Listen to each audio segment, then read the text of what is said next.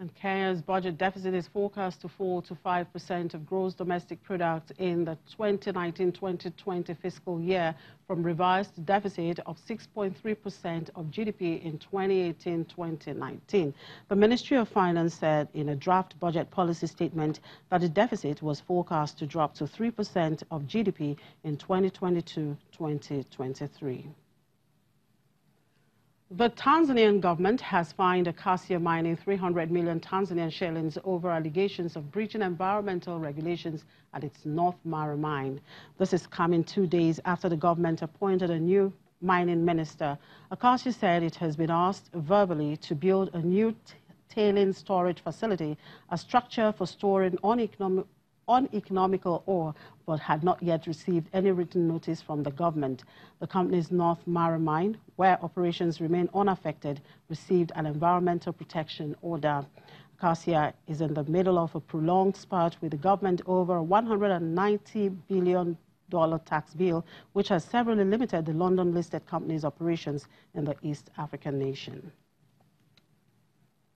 All right, let's meet a Ugandan entrepreneur peddling bamboo bikes. Nordin Kasoma is offering cycling enthusiasts in Uganda a cheaper and sturdier alternative to ordinary bikes with his brand of bicycles made from bamboo and recycled materials. The entrepreneur, who sells his bikes in Uganda and other countries, plans to also use his bicycles to promote ecotourism. At a workshop in Uganda's capital, Kampala, Nordin Kasoma inspects handmade bicycles produced by his company. The entrepreneur found a way to recycle damaged steel bikes, replacing frames with bamboo ones and selling them on the market. Nordin learned to make bikes after training with American bike frame designer and manufacturer Craig Calfee and watching tutorials on the internet. He says he wanted to make bikes that are cheaper and tougher than conventional brands available locally. When it comes to the bamboo bicycle and riding, especially on the off-roads, it's really comfortable. One, bamboo is flexible. Due to that flexibility, it gives that kind of shock-absorbing property. When you're riding, especially on the off-roads, the bamboo itself tries to absorb the shocks that you're passing through, either than steel or aluminium. The bicycles cost between $350 to $450 each, depending on the size and design. Nordin mostly sells his bikes in Uganda, parts of East Africa, Europe and America. His business employs about 20 workers. He also has several young apprentices that he's teaching the unique production specifications of his bicycles.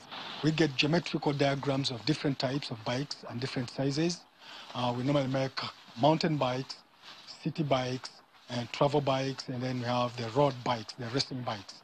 So every type of bicycle has different geometry and different sizes. He says he chose to work with bamboo because it can be easily found in the country, grows fast, and can be sustainably harvested. The bicycles are growing in popularity and have featured in various tournaments.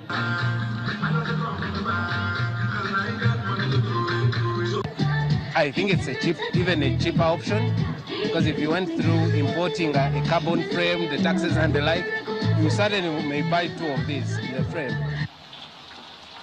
Nordin is working on plans to expand his factory and promote bicycle tourism in the country, which is already a popular African tourist destination that boasts of game parks and other attractions.